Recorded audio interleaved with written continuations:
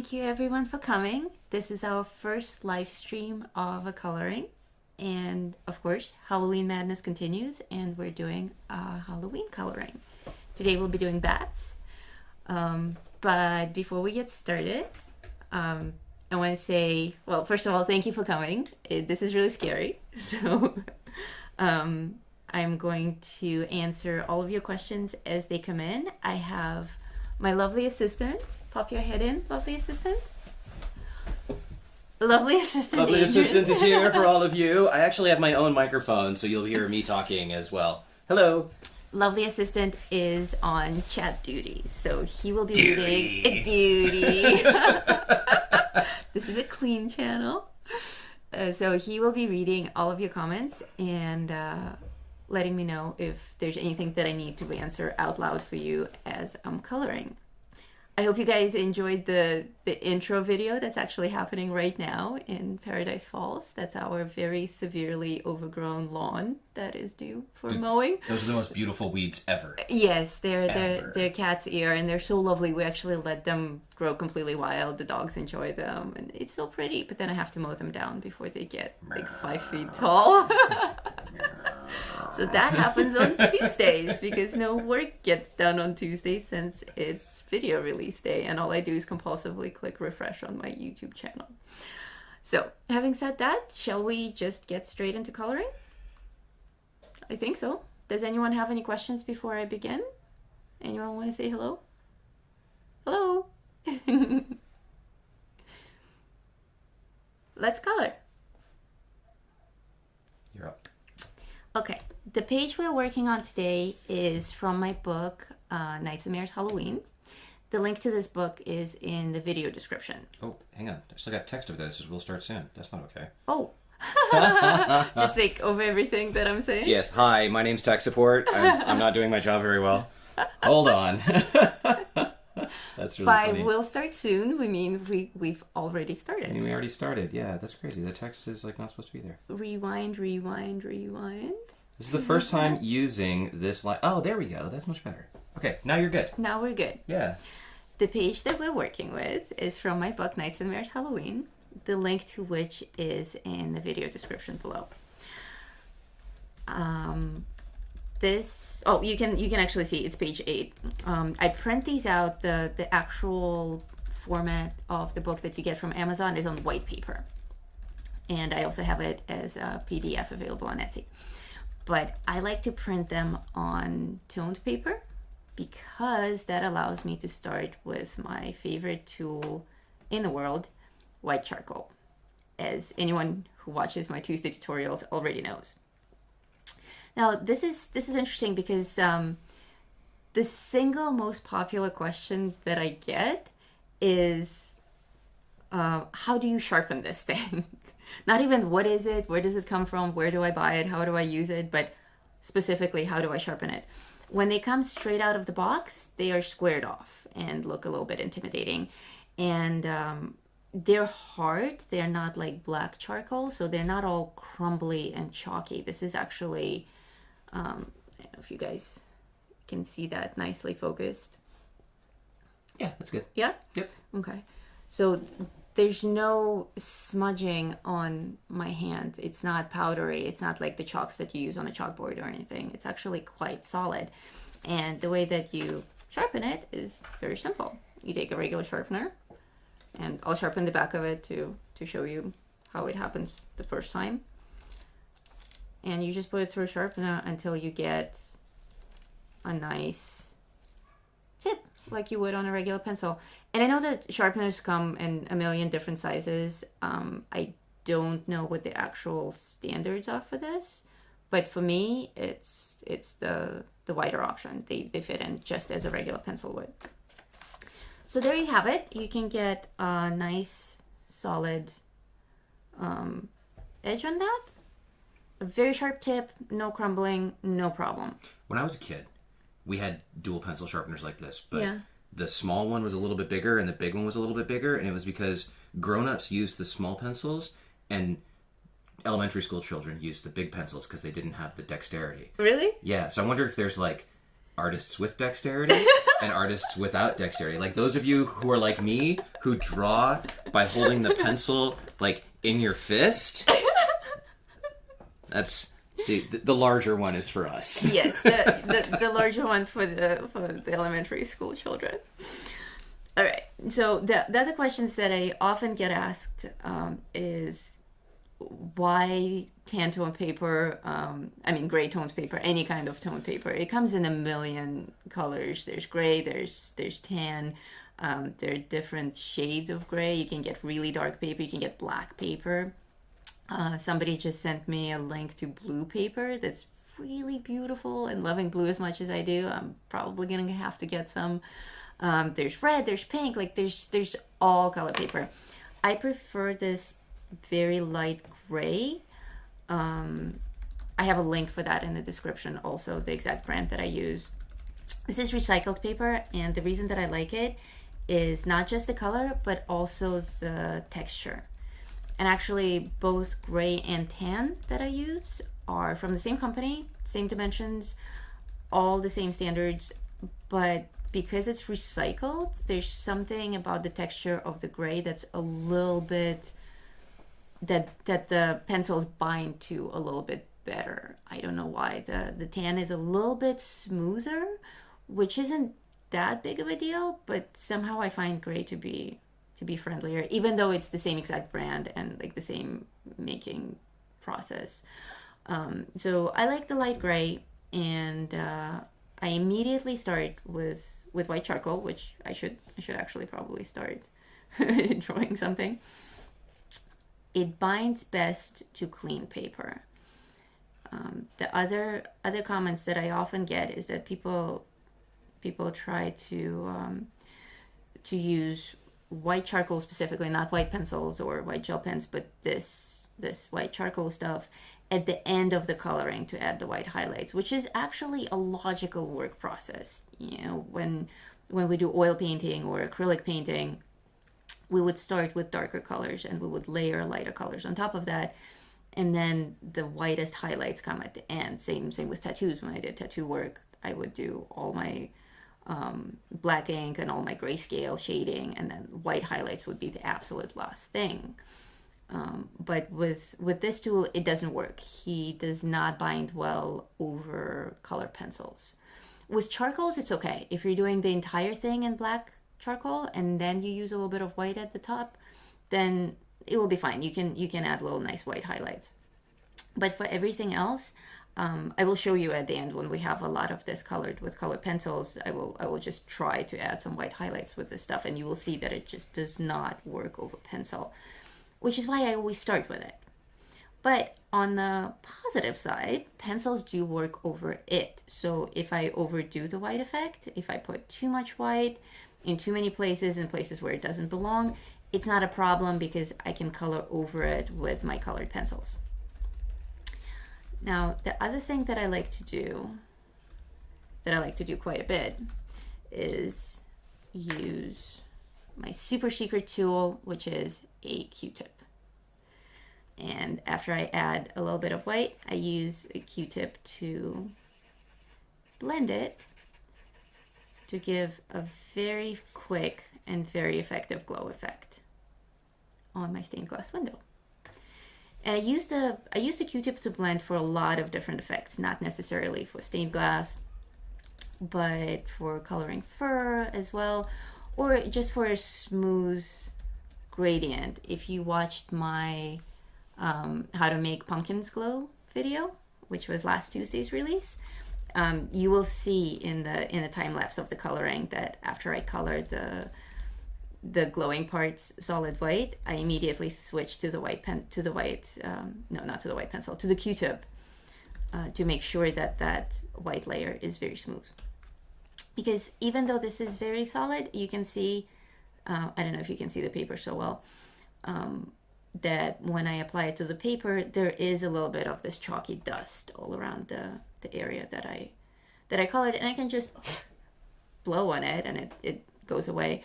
But I think that with the Q-tip, first of all, it kind of rubs it into the paper a little bit so it stays better. And then you get that beautiful glow effect. all around. We have a question. I love questions. Shoot. Nancy would like to know, what if you spray the page with workable fixative? Will the charcoal adhere to that? Yes, it will. Do you have a specific brand in mind of the fixative? It'll probably be a little bit of a delay. All right, it's going to be like 30 seconds. Oh, okay.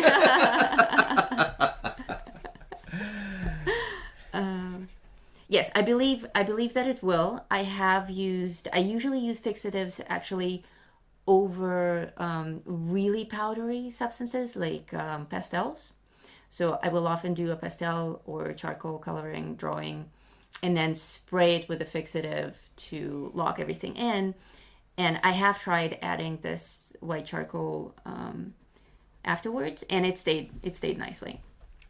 Still, I wouldn't rely on it if you have a large area to cover. For little highlights, like little white spots on the eyes, like the teeth, little highlights on the fur, that'll be great. But if you have an actual large area to cover, I wouldn't even use this tool. I would switch to something that's more substantial, like a white pastel or white acrylic paint.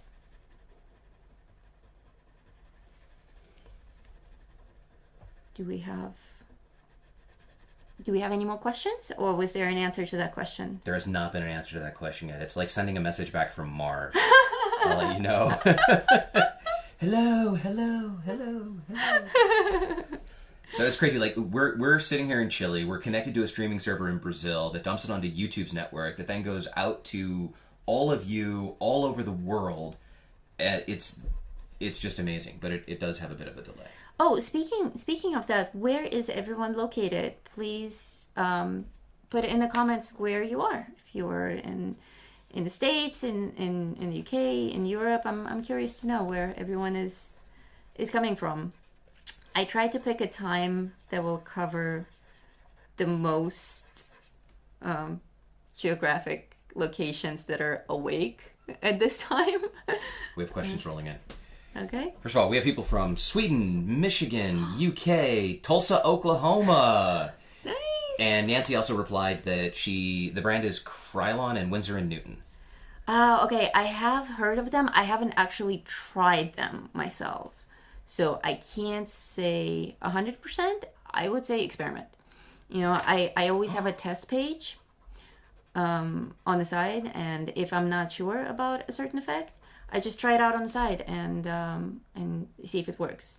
So that would be my bet. There was an from tech support. What's up?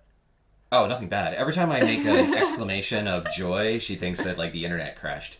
But it's because the internet often crashes. Lori wants to know how firmly you're pressing with the chalk. Barely, actually. With all the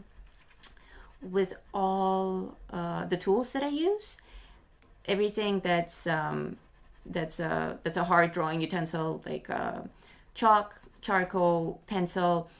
Never ever do you have to really grind it in. If you're grinding it in, you're doing it wrong. You need to add more layers. So if something is not, like, I am applying enough pressure. Like if you were putting on makeup, you know, you wouldn't actually press on your eyelids with any significant force. That's pretty much as much pressure as I'm using here. And then with the Q-tip, same thing, just lightly. Evelyn wants to know, how do you decide where to put the white? Most excellent question. In this case, my background is a stained glass window. So I am putting white in all the areas that will glow. And they will not remain white. We will add color later on because it will be a colorful stained glass window. But because I'm working on paper that is gray, I want to cover all the areas that will eventually glow with white, so that when I apply the colors, they have a pure saturation and are not muddied up by the background color. Makes sense. Jo Beth, where in Jo Arizona? Beth, hello. Hello, Thank Jo you Beth. for coming. Jo Beth, you're in Arizona. I want to know where you are in Arizona, because I grew up in Phoenix. I had no idea you were from Arizona. Jo Beth and I have so many things in common. It's crazy. Not that I'm from Arizona, but I know someone who is. I bet she also knows people who are from Arizona. There you go. We're More besties things now. we have in common. Jo Beth also has her own YouTube channel that is most excellent, and she does live streams that I try to attend as often as I can, but she tends to do them during our dinner time. So I usually just play them like, on my phone while I'm cooking or running back and forth to my room and to the kitchen to watch them. I always watch the reruns afterwards, though, the recordings. Jo Beth, please put a link to your YouTube channel in the chat so that people can come and check your channel out as well. Katrina wants to know if you get the same kind of glow if you use white charcoal on white paper.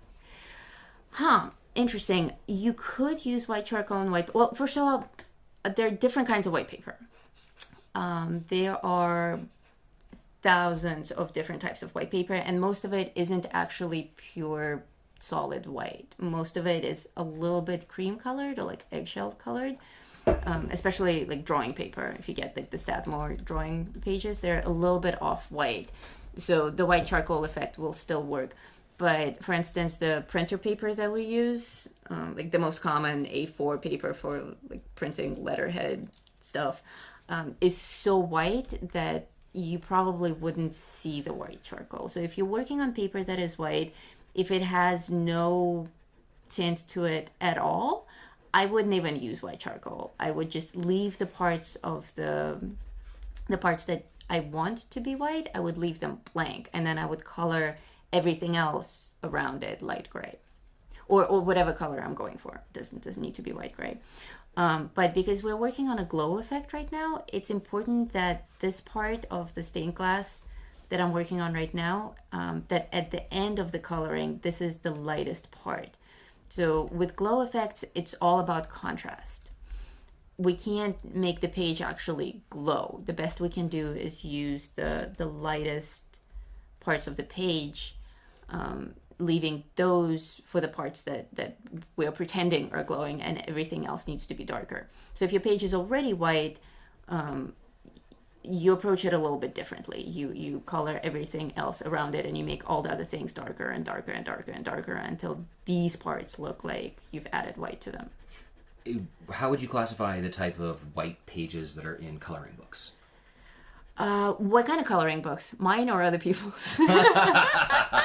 Well, let's go for generalism, because that was a follow up to the question. Will you be able to use this white charcoal generally on coloring book pages? Generally, there are a lot of self-published artists like myself that are out there. Actually, the most common type of coloring paper right now is what we get, the people who self-publish, that we get as a default paper. Oh, Katrina says actually she only cares about your coloring books. Aww, that's very sweet. Yes, the paper in my coloring books is quite white, almost pure white. And I think the white charcoal will be unnecessary unless you want to get rid of some of the line work, which in this case we do. Because the glow is coming through the window, we want to conceal the outlines of the window frame just a little bit, not entirely. You don't want it to disappear, but to go over them. You see how the outlines are disappearing because I'm going over them with the white. Like, I'm not actually staying within the lines. I'm intentionally spilling out of the lines. So even on white paper, yes, for that reason, I would use white charcoal still, just so that you can get this nice spill of white outside of the window. Lori says that she's using the exact same... Lori, hello! I'm just going to start being like, some random person whose name I'm not going to mention. Lori's my super fan.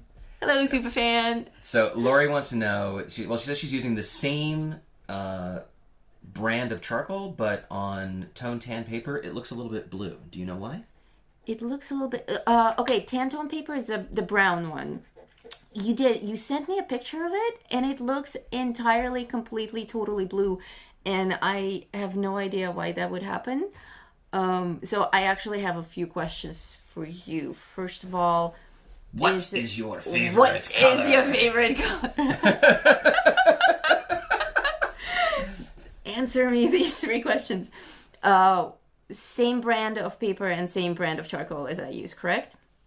I will wait for that answer while I color more of this white. So while we're glow. waiting, while we're waiting for the message to come back from Mars, Kimmy wants to clarify that you put the white down first before any other color. Yes, correct. I always, when working on tan paper, I always start with white, even if it's not. I mean, in this case, it's a window that's supposed to be glowing and clearly have light coming through it. But even if I was working on something that's not a glow effect, like if I was working on a portrait, I would actually start with the whitest part. Sorry, tech support is having a nervous breakdown there. I need my own camera. Yeah, you do. You actually do. Lori asked if you could please repeat the question. Wait. Okay. Yes, I always start with white. And the reason that I start with white is because in this case, with this tool that I'm using, it binds best to clean paper. But it doesn't mean that I can never add white again. I mean, it's a personal preference. You don't have to do it this way. It works beautifully for my designs. But I do also add white highlights at the end. I don't rely on them, but I usually, if I have a lot of white to add in the end, photobomber. Oh yeah, is it? I'm sorry, I'm checking the battery on the overhead camera. I just realized. I totally thought photobomber. But if I'm adding the white highlights after everything is done, this is the real reason that he's here. It's my comic relief. Then I would use. I have a gel pen that I really like. I like these guys. I don't know where it came from. I have a whole bunch of tools in my studio that just appear. I guess people send me stuff and I get gifts and then just, I don't know. It's the magic of an art studio. Tools just appear. I got these from someone and I absolutely love them. I will show you at the end how you can use a gel pen to add little white highlights if there's something that you missed. Lori, repeat the question. Lori and I are trying to figure out why her white charcoal experiment is going in a very strange blue direction. My understanding is that you used white charcoal of the General's brand on tan-toned paper, which is the brown kind, and nothing else, and it looks blue. Is that correct? Did you mix it with anything? Did you mix it with any other pencil, or did you apply any shading with any other pencil before you added the white charcoal? So we will wait for that answer. She says yes. Yes. What did? Hopefully, yes. I don't know. Yes to what? Yeah, that answer came really fast, so that might have been to something like a minute ago. She might just be screaming in joy. Yes. Okay, Lori. So yeah, here I'll take it over the chest. Okay, you want to know? So basically, I want to know if she uses the same exact tools as I use, and if she started with white charcoal or if she mixed it with something. Because from the photo that I saw, it looks like it's blue because it's being mixed with something. Okay, we have an answer. She says, charcoal only before pencil, it looks blue. Okay, then I know what it is. It's. We're not going to tell you. Tune in next week on the next live stream where Lori's question will be answered. It's the printing ink on your page. That's what it is. Really? Yes. It depends on what kind of printing ink gets used for black. If you take your page to the printer, yes, when you print your pages, when you print line work, usually what I do is I set the printer to actually print in black and white because it doesn't matter. It's black lines on an empty background. Most printers default setting is full color, so people don't think to check that when and in print shops this often happens. They don't think to check the settings before they just click print because it's just black lines. It doesn't matter if it's set to black or color, it's going to print black. But if you are still set to the default color settings, it's actually building up the black color with all the colors of the printer. It's not coming from the black toner cartridge. From the blank toner cartridge. That's it's actually crazy. like a mix of black. It's a mix of Yo, girl, you got blue lied to. and red. Lied to. You gotta use a southern accent with Lori. Lori's from the okay, South. hang on. Let's see. I don't know if I can just bust out with the southern accent. I gotta let it lead up to. We need Mary here. My friend Mary Mary has the cutest southern Lori, accent. girl, you got lied to. You went to get that stuff printed and it came back and it was just not right. It was straight up broke. How's that? Is that good? Somebody's here from Nashville. So. Oh. So actually, it's not to say that your printer's unprofessional or they mess something up or anything. They may, first of all, they may not realize that happens because most people don't print. If they're not a colorist, that's not something that they keep in mind. But also, a lot of printers, if you print a black and white image, well, a line image or text in full color, it actually comes out nicer than if you set it to black. If you set it to black, it's often like a little bit grayish. But if you set it to full color, it's more vibrant. So they may have had the best intentions in mind to give you the prettiest possible print that they can achieve. But my advice would be next time that you go to that printer, please ask them specifically to set their settings to black and white because you were having blending issues in coloring. And then hit them with a stick. Or like a piece of chain from the back of your pickup truck.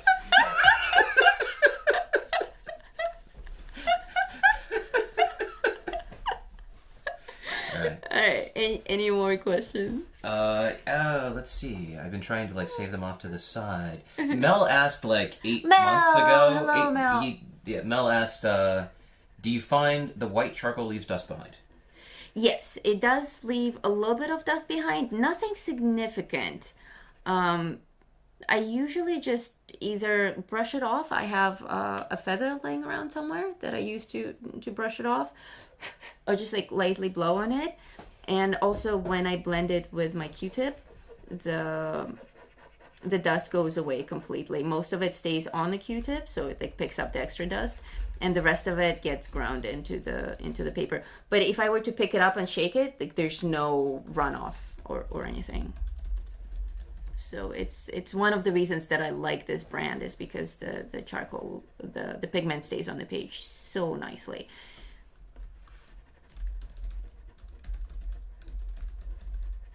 Any other questions? I have a question. Okay. Why are you so awesome? No, you like me. I like you just a little bit. You like me. No, a lot of people are just they're talking amongst each other, and they're talking about similar experiences with printers. And Oh, really? Other people have a similar experience with printers? Yeah. They're all they've formed a little bad printers support group now. There's some arms around each other and a little campfire. Somebody got out a guitar. My printer was bad. It turned blue. Yeah, because the second that I saw that picture and I heard your description, it looked like maybe you started the shading with a pencil and then added white. But if you say that you started with white directly, the only thing that it can be is the line work on the print page. And it also depends. There's so many elements involved here. Every single print that every one of us will make or get will be completely different, and which is why I don't like to present these techniques as this is the only way to color, this is the best way to achieve this effect. No, it's the best way for me to achieve this effect. But if you guys can watch this and go to your studios, go to your drawing station and try it out, see if it works for you, see how it works for you. You should always be adjusting to your own setup, to your own level of comfort, and of course the materials that you're using, because everyone will be a little bit different. Even every single drawing pad of paper comes out a little bit different, even if it's from the same company. Nancy would like to know if toned paper has deep tooth. It comes in all shapes. There you go. That's my Halloween vampire for Vampire you. paper. I want to color your paper. You're never going to get any coloring done as long as I'm here. I usually work a lot faster than this. We were talking about how long this would take. I'm like, it would take me 2 hours to color this. I'll finish it in 2 hours. But I see now that it's actually incredibly distracting to to color and talk to people at the same time. So probably we will get halfway through this. What was I answering? I forgot now. The vampire totally distracted me. Does Tone's paper have deep tooth? Yes and no. Paper that is toned can come in different types of tooth. You can find ones that are very, very textured, very ribbed, or ones that are smooth. This one that I'm using specifically, can you please go to my room, and under my desk there's a bunch of Stathmore journals, and bring me one? Yeah. That's gray or brown. Totally. I will tell you exactly the tooth of the paper that I'm using. In this like pit of darkness that... Yes, in the pit of darkness right under my desk. Oh my gosh. Just one of them or two of them. See, over here. The Strathmore one. Yeah. The things that you have me bring back for you. Yes, the things that I have you bring back for me from the States. So we can't get stuff like this down here. That's right. I'm gonna go talk to the dog really quick and Okay. tell her that you still love her. Okay, you can release them and move the camera if you want. Really? Yeah, sure. This is the toned paper that I use. The gray paper that I use is the same exact brand and all the same layout. It's just gray. But let's see, what do we have here? We are 9 by 12 inches, 80 pound. So 80 pound paper has, you see this is tan. I like it a lot, but it's a little bit smoother than gray. I have no idea why. I think it's because of the recycling process of how they make it. So the materials, like they put more cardboard in this, for instance, than something else. So it's a little bit smoother, but all the same tools work on it. The white charcoal works on it just fine. So 80 is something that I really like for tooth to color on, because it's not too smooth and it's not too toothy. But this same paper I think comes in a variety of different tooth options that you can choose from. If I were doing an original drawing, like actually something bigger and like freehand drawing, I would prefer to use something with a higher tooth or more texture. But with coloring pages, because there's so much detail and the lines tend to be so thin, it doesn't print well on paper with high tooth.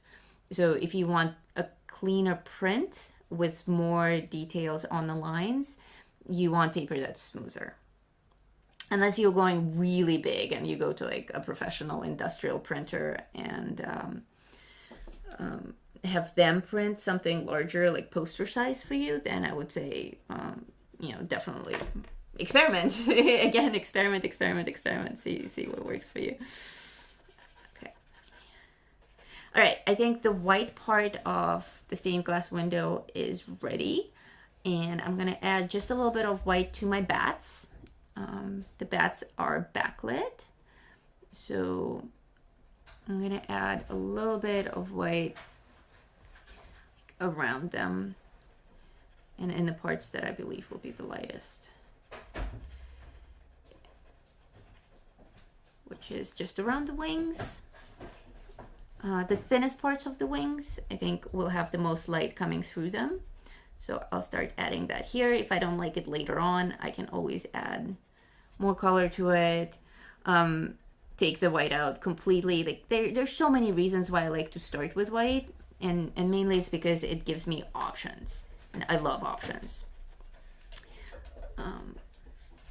I definitely don't like limiting myself in a way where I create an effect and that's it. It prevents me from making any kinds of edits in the rest of the piece. So starting with white, first of all, I get my contrast established. I know exactly where the lightest parts are, and for me, for the way that my brain works, that's easier to process. And also because it's a lot easier to take white away later than to add it. With this medium, of course, with paints, it's completely different with acrylic paints. Do we have any more questions? I'm not even sitting at my computer. That was a hint, nudge, nudge. Get back to your station. I was outside dealing with your dog. My dog. Your dog. Is your dog too? No, my dog's the dog who stole all of your dog's bones. Oh yeah, that's true. Your that dogs. that does happen. Yeah. It is spring here in Chile, which is why you saw all those beautiful yellow flowers on our lawn. But spring here is very confusing. We had an easy winter, but now it's spring, and like the first time it gets really warm outside, I start celebrating, and I'm like, summer's here, yay! No clothes, sandals, dogs outside all day long. But actually, we still get frost almost every night. So it's very confusing. The dogs are in the house, they're out of the house. Every time I try to plant something in the garden, it immediately dies because we get frost, so I plant it again. And I'm just really hoping it will get warm soon. But they're free now? They're just running loose in the garden? Yes. Okay, so I'm adding white, and I'm also starting to define the shape of the wings a little bit. The bat wings, they're webbed, and they have these little lines that go across. So I'm defining that with my white. I may not keep it white at all. Once I start making them gray or brown, I may take the white out completely, but at least I know that this is where the lightest parts of the wings will be. The darkest parts will be the thickest parts. I imagine that these little connections, like the skeletal lines of the fingers of the wings, will be the darkest parts because they're the thickest. But where the webbing is the thinnest in these connection parts and around the edges, I think more light will be shining through the wings. So I will anticipate that by adding my white right now. And always using my Q-tip to blend. The Q-tip trick is also cool if you have a shaky hand or an unstable hand, or if you get cramps when you draw, as I know a lot of people do. It allows you to not be as precise with your coloring. Like you can basically just, and also you don't need to sharpen this. You can use it as a stick. I just like to sharpen it so that I get a lot of detail on it. But you could also just use the edge of it like that and just add a whole bunch of color right away, and then use your Q-tip to blend it. It's very, very forgiving. And if you don't have that much control of your hands, or if you get really bad cramps, it also allows you to still achieve all these effects without drawing out all the little details one by one. Lori had to go. Lori had to go. Bye, Lori. She's already gone. Oh. Well, she'll see it when she watches the show later. She had to go catch babies. Catch a good one. Lori Nancy says- catches babies all day long. Nancy says thank you that she has... Sorry, not Lori. Nancy. Nancy says thank you, and that she has some paper that is super smooth and wishes that it had more tooth. Okay, 80 is good tooth, I find. 60 I think is too smooth. 50 or 60 is too smooth. What's up? You're doing that thing again where you're like, oh, and I'm like, oh my god, is the world ending? Did we not record any of this? Well, actually, Hey, not funny at all. Somebody asked a question that is... actually, it's a good question. Somebody asked if you mind if they convert the books that they purchased from Amazon into PDF. That's an interesting copyright question. There's no actual reason to do that because all my books are available in the PDF format. How about you shoot me a private message on Facebook, show me some kind of proof that you actually purchased the book online, that you have a physical copy, like send me a photo of you holding it or like a video of you flipping through it, and I'll send you the PDFs because I already have them all formatted. Would that work? It was Evelyn. Okay, So Evelyn. when you get a private message from Evelyn. Okay, yeah. I think that's the best way. It will save you a whole bunch of time, and you'll get the highest quality PDF. And certainly, you shouldn't have to pay for the book twice if you already bought it. Yeah. Legally, when you own something, you're allowed to make copies of it for your own use or for backup purposes. Correct. So legally, you're allowed to do that as long as you don't share those PDFs, give them away, sell them, or do anything that prevents Lisa from Profiting from it. profiting from her work. Yeah. So if you bought the book and you want to convert it into PDF just so that you can print out multiple copies of it and color it lots, there's nothing wrong with doing that. There's no legal. It's not illegal. It's not immoral or anything. My only concern is that you won't get as high quality. That's absolutely right. Of a page, and since it's my work, I would like you to enjoy it in its best possible way. So I already have the high resolution PDFs. I'll send them to you. Yeah. And Evelyn says, oh, absolutely. She never shares the book. It's just for her personal use. And of course, we understood that was the reason behind the question. Of course. Otherwise, but we it's would have still, sent people to your house. we still have to say it because there are lots of people. Oh shit! I just totally shook the camera. Okay. I'm sorry. And cursed. And you cursed on YouTube. This is a. That's fine. We're all grown ups. This is an adult coloring station. Right. That's right. Is my layout still okay? Did I move? Yeah, right there. You're totally good. Okay. Rock and roll. All right. I am burning up in this sweater now, so I'm gonna get out stand of by. Stand by. Hold on. I have a choice here. I can either switch to a view that will show you removing your My clothing, clothes. or I can switch to a view that will not show you removing your clothing. So let's just switch to. I'll just keep coloring for now. Yeah. Okay. So. Okay. Now I may strip. Take it off, sister. Oh, everybody's very excited about you removing your clothes. Next time I'll cue up some music where it's like bow, chicka, chicka, bow, bow, chicka, Very chicka, chicka. funny. Very funny. Okay. Am I okay? You are okay. Are you ready to continue? I am ready to continue. So I also have this set up as a side view if you want to show people like how you're I had working. no idea you. That's what I was doing totally when you were talking smack to me about not doing my job. Hi everyone. If you see. Yeah. Would you like to show them? Yeah, sure.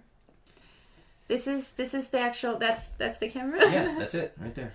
Hello. This is the actual station. This is where I draw when I do the tutorial recordings. Although when I do the tutorial recordings, I usually draw standing.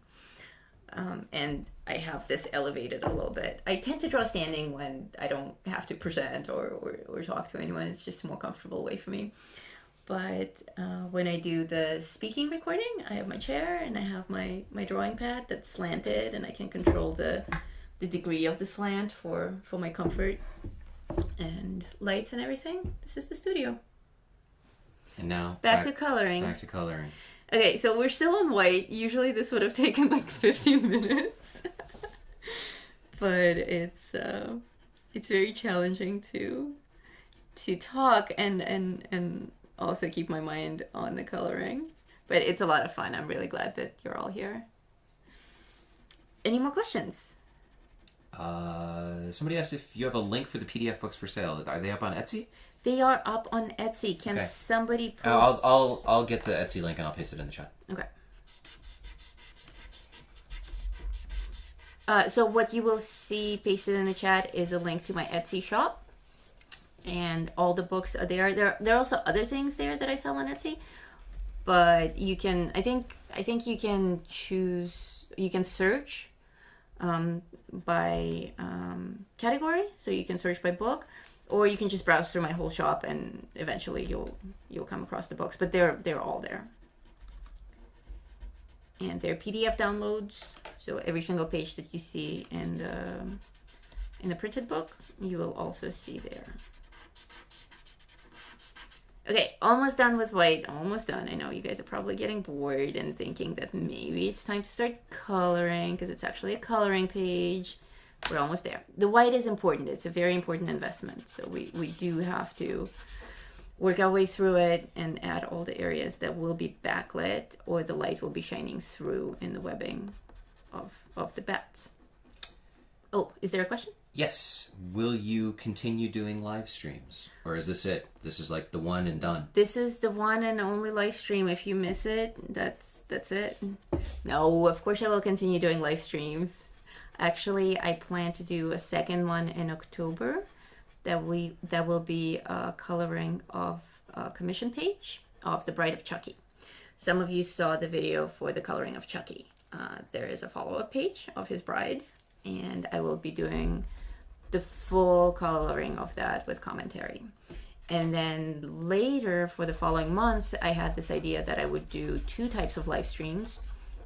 One for coloring and one for drawing. So if you guys are interested in a drawing bit, please also let me know so that I have an idea of how many people want to learn drawing techniques, and if you want to start from the beginner level, or if you have some specific topics in mind, like light sources or shadow placement.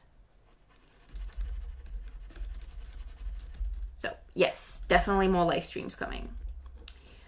Another thing that I wanted to talk to you guys about is me not ever moving the page, and if it's necessary. I actually pin my page down with tape so that it doesn't move, and I move my hand around it.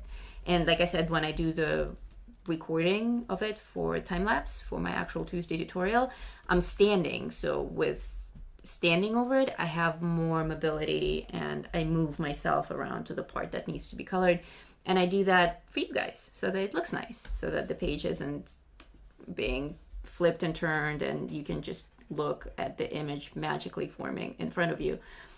When I draw for myself, I'm usually on the couch, knees up, pillows all around me, probably a dog trying to nest on me, and a binder and a page, and I'm flipping the page upside down and sideways to color. So it's whatever works for you.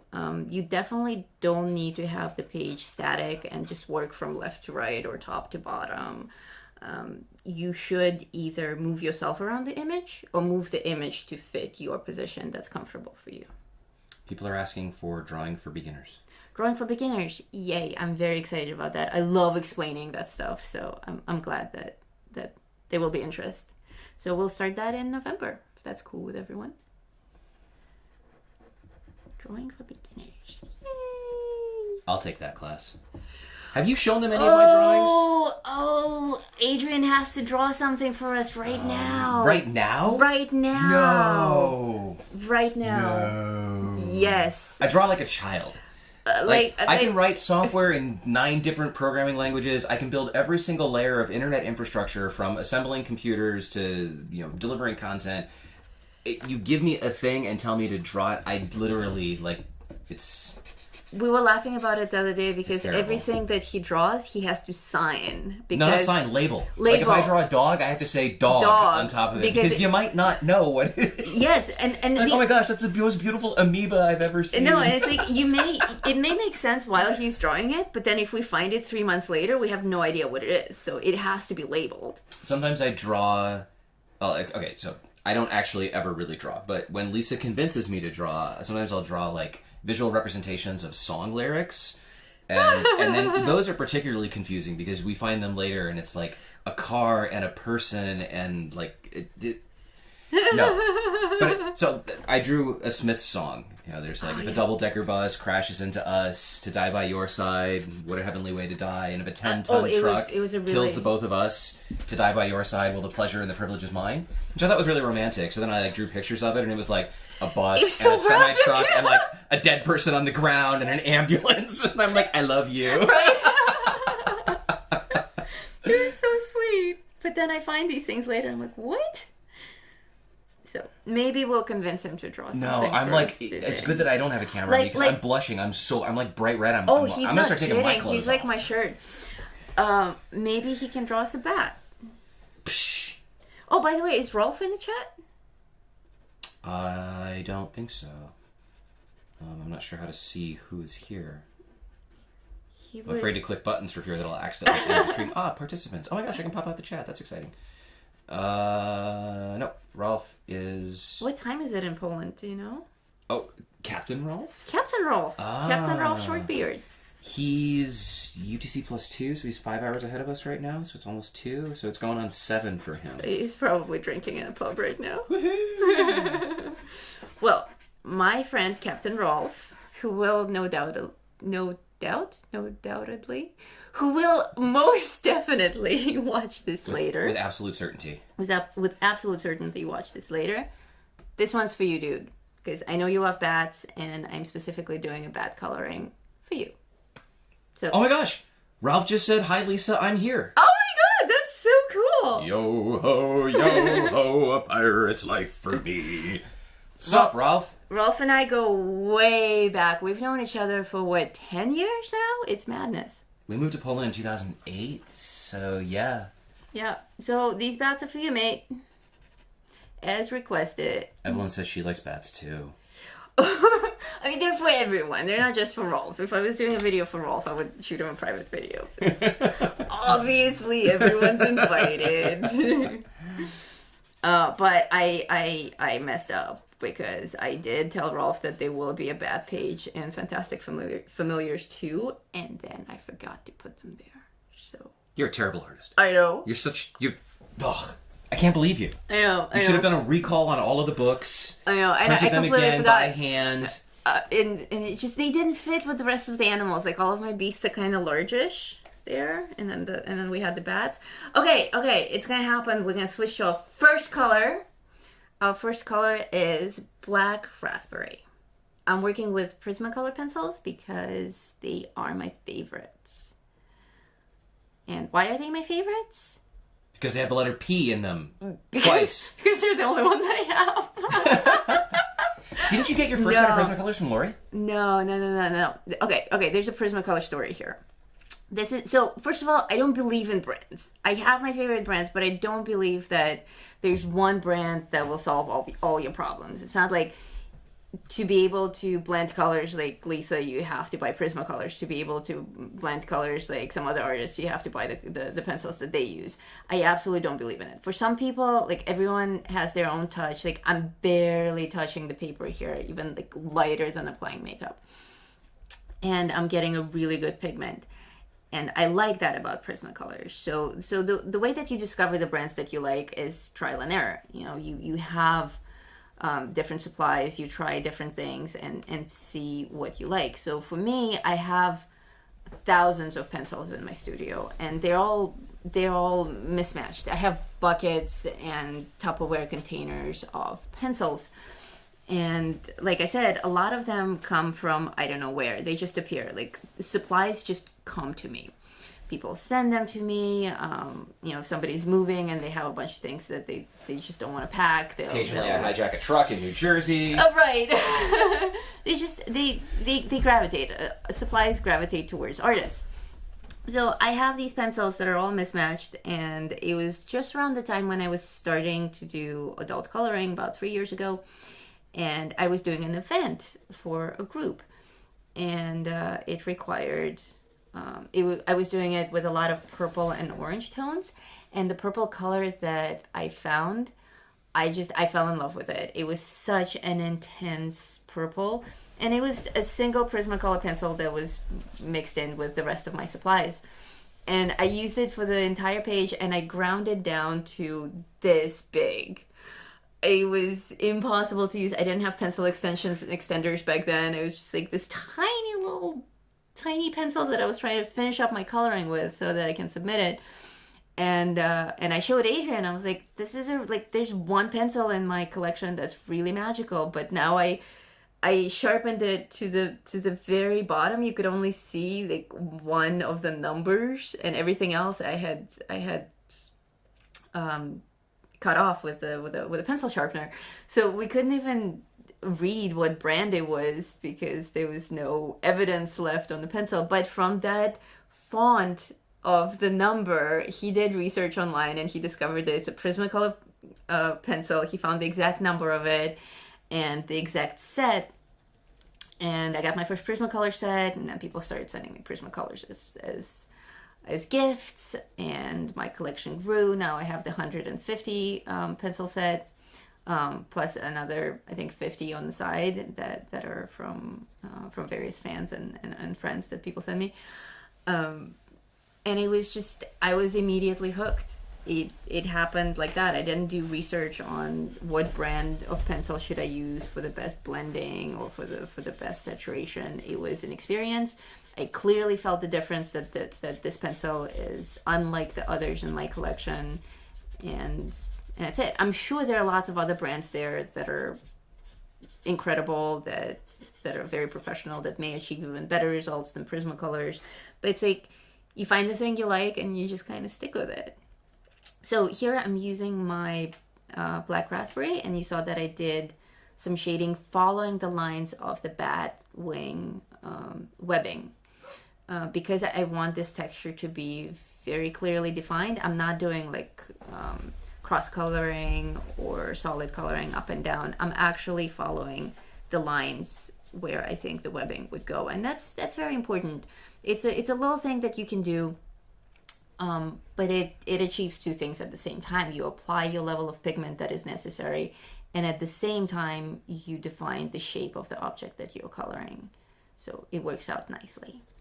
And again, I switched to a Q-tip and I blended, and here you see another reason, more reasons why I like white charcoal so much, is because now I have something to blend this color with.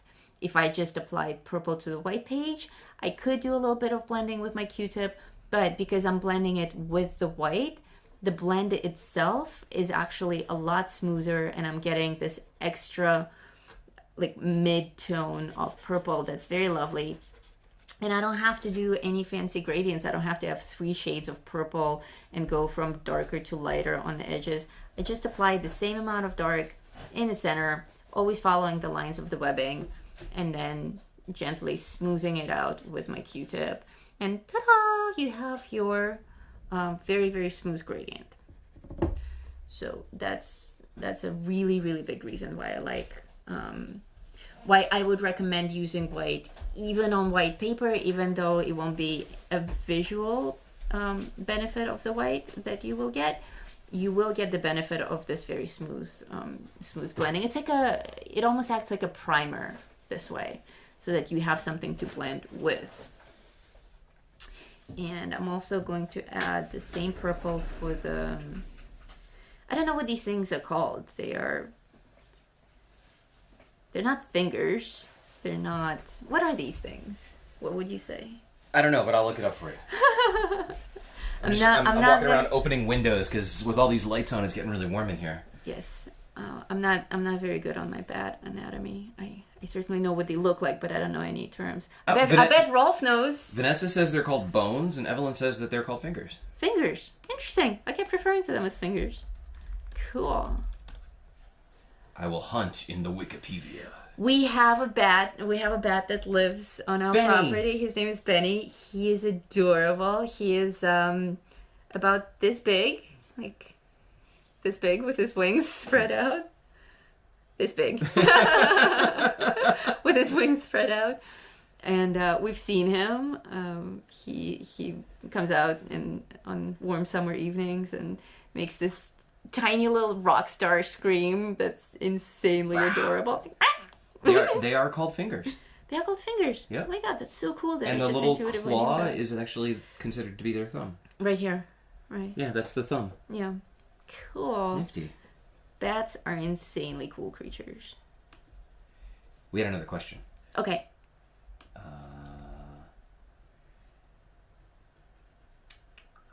Nick and Tina Colors says hi. Hello. How do you pick out the colors that you're going to use in a picture? How do I pick out the colors? Well, actually, it's complicated. First of all, when you have a lot of pencils, it's a blessing and a curse. So a lot of times when I color, I'll have my entire 150 color pencil set nearby, and then it's really easy to keep grabbing the colors that look pretty, and it's madness. Then you will have no order and you'll have every color of the rainbow on your page. So what I do now is I pre-select colors, and I stash them in this really cool little organizer that my other mother got me, my mother-in-law. So if she's watching this or will be watching this later, thank you so much.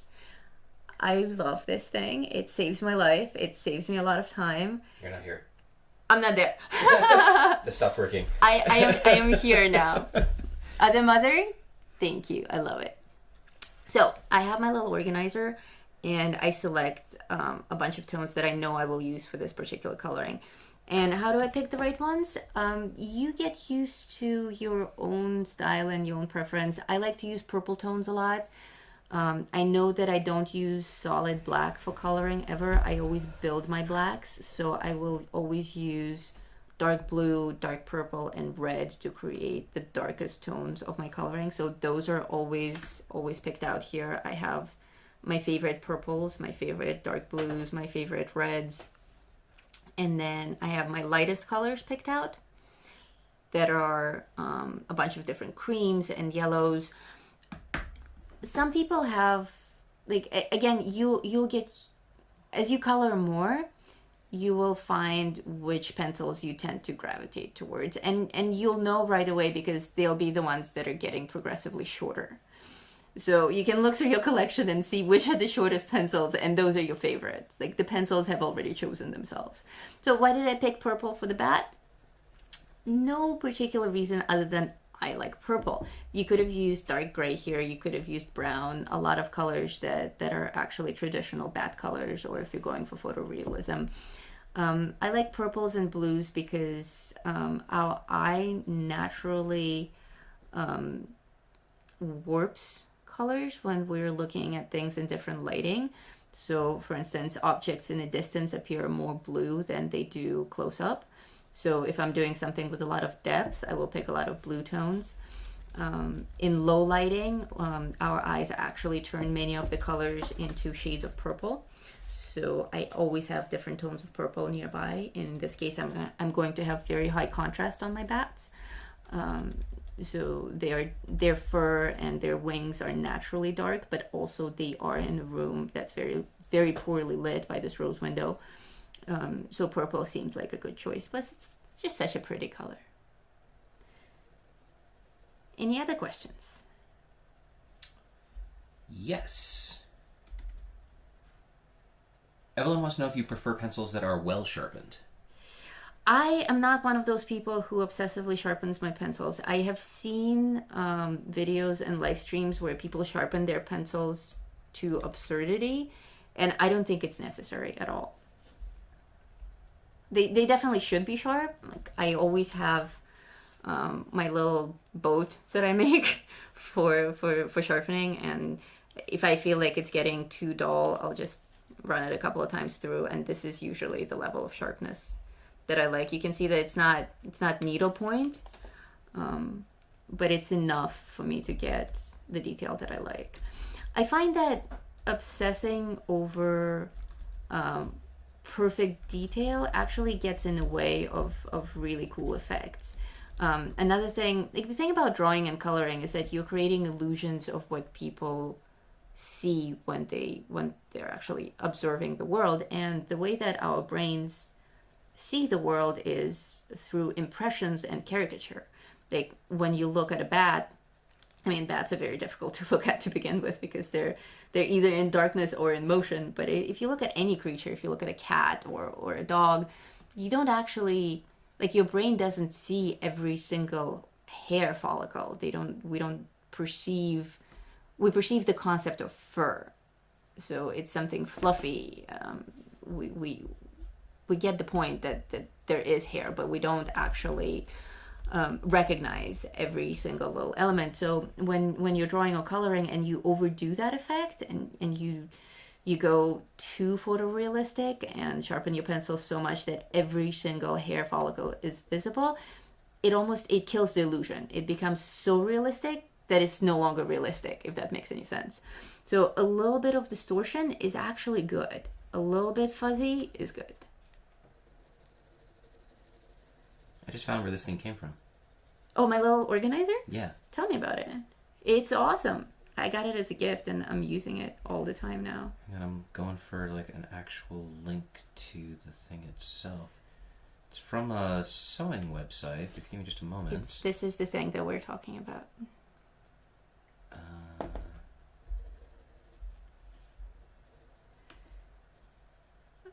Yes. Anyway, pencils. I highly recommend that you pre-select the colors instead of just having your entire bunch of colors nearby to choose from. And try out different things. Always try out different things. However, I like my giant pencil set, but there are pencils in there that are brand new. I have some that look at the size of this pencil.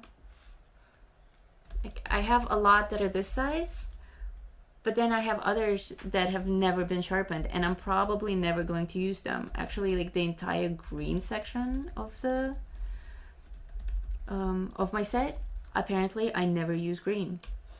Even if I need to make something green, I usually mix it with various shades of blue and ochre or yellow or orange. Apparently I build up my greens. I rarely use actual green pencils.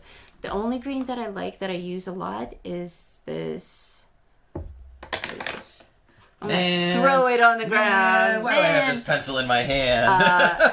This is sap green, which I used for the pumpkin leaves, and also the other one that I like that I don't think I have it here is the jade green. I really like that one. Pencils? No, it's okay. The jade green actually looks almost identical to this. It's not this one? Or is that blue? No, this is turquoise.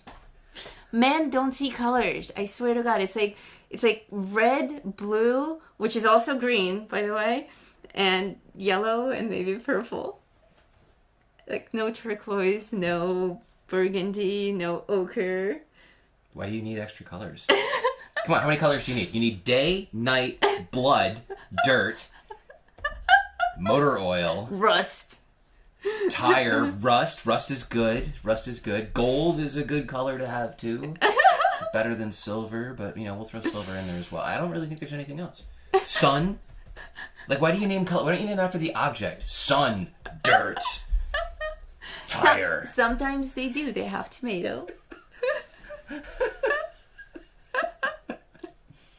There's a really cute graphic that I saw, a digital painting that somebody did of a scale of colors, and it's the same scale of colors going right to left, and it has a million colors, and on the left there's a woman looking at them, and she sees like all the names, like jade green, pale turquoise, ultramarine blue, and they keep going down the list. And then on the other side, a man is looking at the same exact band of colors, and all he sees is purple, blue, green, yellow.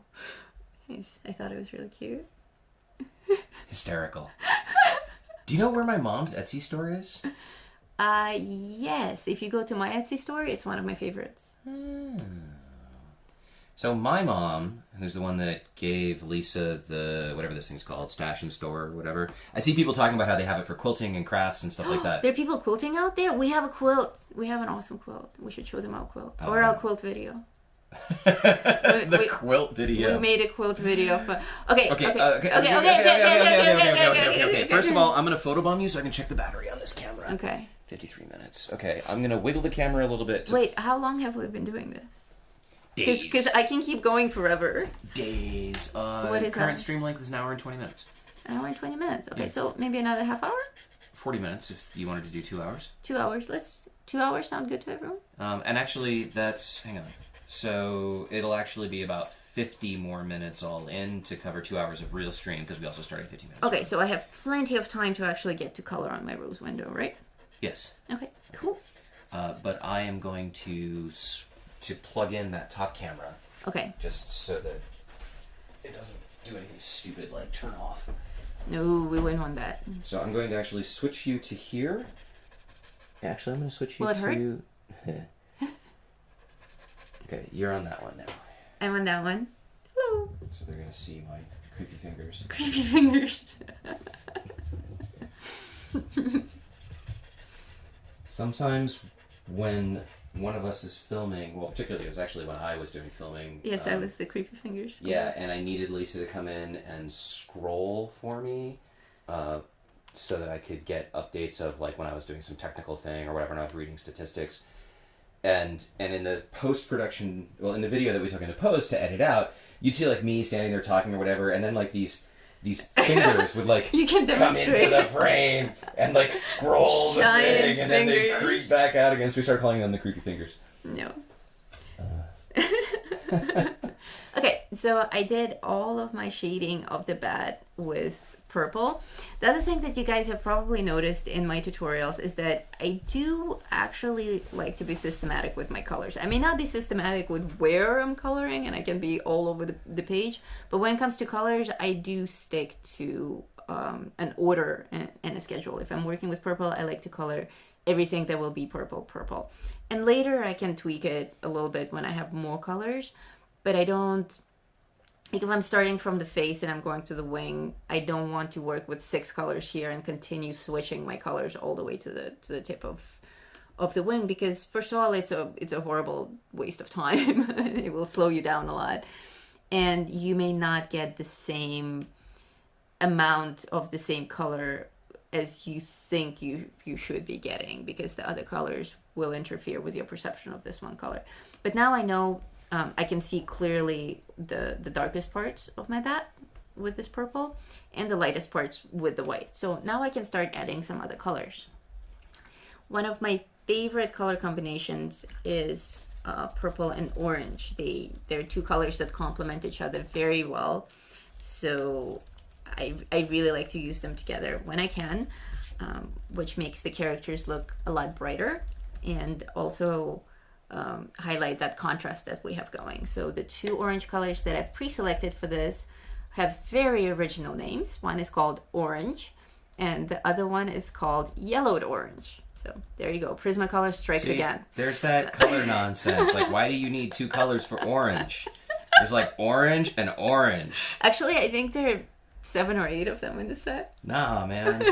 I ain't having it. Well, that's that's another thing about pre-selecting colors and picking the colors that you like best.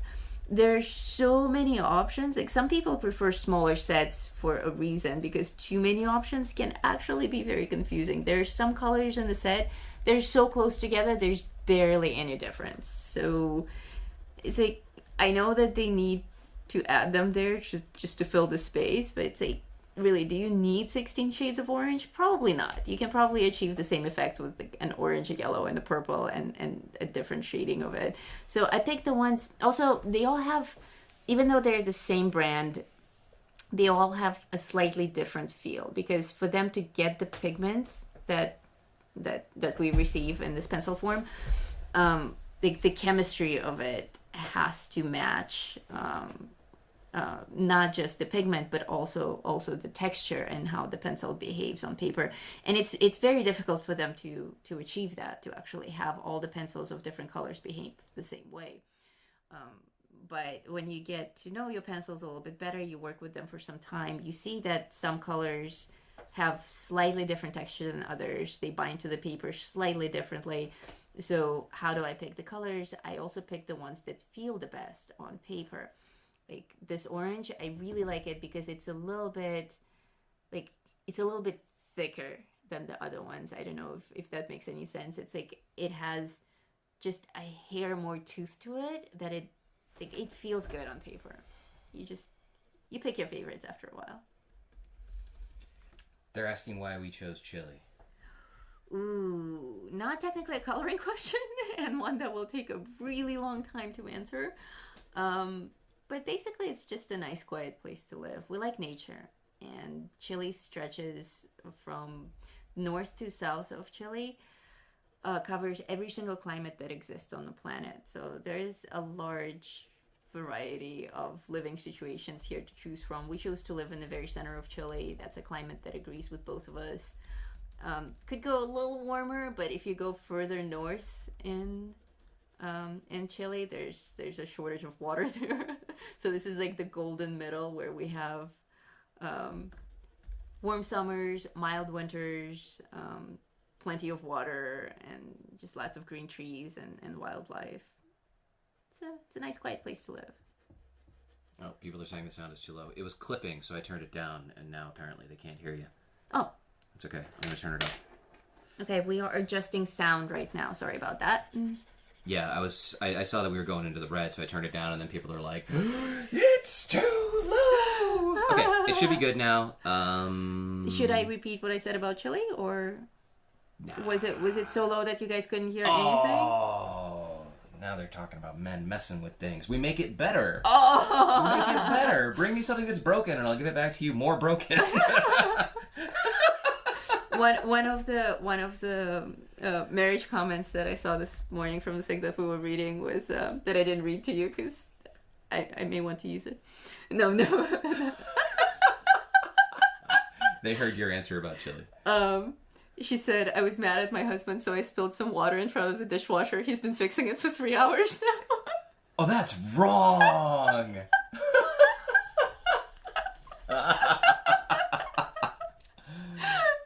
No, seriously, we wouldn't be able to have this live stream if it wasn't for tech support. It's your official name now, tech support. Tech support.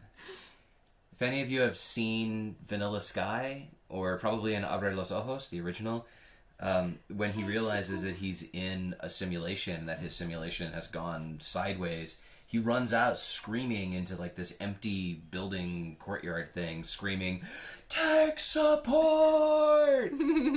That's what Lisa does when her computer doesn't work. Yes, and I am cursed with technology not liking me. We are so perfectly meshed as a couple, because in some things we're exactly the same, but then in other aspects we're the exact opposite. Like, I am very analog, very, very analog. Everything that I do, I can do with 2 sticks and a piece of paper. But but tech support here is a computer wizard. And I think machines know that, because I swear to God they play games with me. It's called the fear. Only my machines. Yes, you can tell them about the fear. Yeah, so I possess a superpower that instills a thing in technology called the fear. And this happens all the time. Today, I was having Lisa install the app on the phone that is responsible for this view here. So I was having her install the video capture app over there, and I'm just like, go to App Store and look for blah blah blah, and it wouldn't work. And so she messed with it for a little while. And that's another thing. It wouldn't work for me. You're It never works for me. Like, if I'm the one holding the phone, it's like I'm so timid about it. It's like the way that dogs know when somebody's afraid of them, and dogs just don't respond well to people who fear them. Technology knows that I fear it, so it messes with me. So she gives the phone to me, and I do the exact same thing. I just go to the App Store, and the page loads just fine. I give it back to her, and it happens drives me all crazy. the time. I lost my other pencil. I'm gonna lift this for a second. Okay. There you go. So yeah, something won't work on her computer, a page won't load, and like I'll just walk in and click refresh, and they know that they can't play games with me. So the machines know, because I will just tear them apart. That's right. I will delete them. I will reinstall them. Okay, so I switched here. I switched to my lighter orange, which is, it's called an orange, but I think it's a dark yellow. Pish. Orange. Orange. Hey, do you want more beverage? Oh, you still have beverage. I still have beverage, thank you. I'm gonna go get more. We brew our own kombucha. And we put berries in it. I'll be right back. Don't break any. Sometimes, very funny. So actually, in some of my, I started making silent films. If you look through my history of videos, there's a silent film from 2 months ago, and there's another one that I'm working on right now. And there's a character in my silent films called the Really Smart Guy.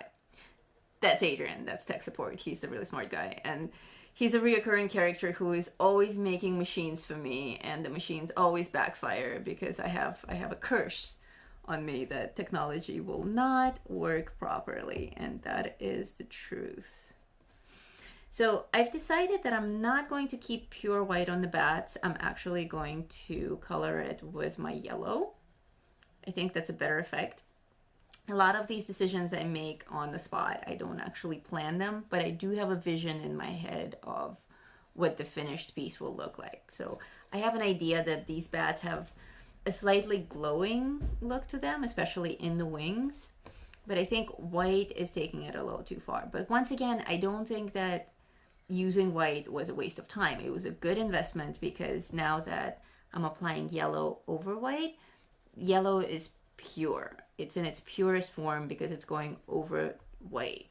If I was trying to apply a light color like this yellow over gray, it wouldn't look as light. It wouldn't be as purely saturated as it's coming out right now. So it's a good idea to always invest into that white background. And you can see again that I'm always making layers. I'm not just adding yellow around the edge and then purple in the center. Like, I'm layering color on top of color on top of color, and that helps create the three-dimensional feel of the object. It helps create the illusion of how our eyes perceive, how our brains perceive what we actually see in real life. And I'm not going for full realism here just because the bats aren't drawn in a fully realistic style. My drawing style tends to be like realism based fantasy style. So they're a little bit cartoony, obviously because they have the outlines, but also because of what they are. I mean, you wouldn't actually ever see two bats hovering in front of a window like this. Like, the chances of catching this scene is near impossible. And even if two bats were hovering in front of a window like that, they would be very blurred and probably in motion, so it wouldn't look anything like this. So it's a little bit cartoony, and because it's a little bit cartoony, we can exaggerate on the coloring style as well. So it doesn't have to be 100% realistic. It can be a little bit brighter, maybe using colors that aren't actually real, maybe a little bit more fantasy-like. And now I think my purple isn't intense enough, so I will switch. Dark purple. This is the color that started it all. It was this pencil that I found in my box of mismatched pencils, and I fell in love with it and ended up with a giant Prismacolor set.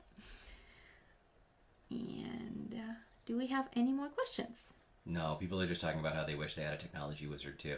Trust me, it comes with comes in baggage. handy. So No, find one. It's worth it. yeah, if I ever start live streaming stuff, like, I don't know, our house is ridiculous. I write software to control the solar panel charging system, and our electricity provider is completely unreliable, so I do dynamic adjustment of the current that we use to charge the batteries based on the amount of available voltage using Ohm's law. Like, this is just stuff that I do on the weekend because I get frustrated with things that don't work, and then I use technology to make them better. Yep. The problem, though, is that when I go to the United States for business or something like that, and something breaks, I end up living in candlelight. Yeah, By the Lisa, time he comes home, it's like candles. I'm wearing like skins that I tanned myself outside. she's like hunting rabbits for food. Yeah, the dogs and I The are thing just is- eating rabbits raw. She can call me. I'm going to switch to the side camera here.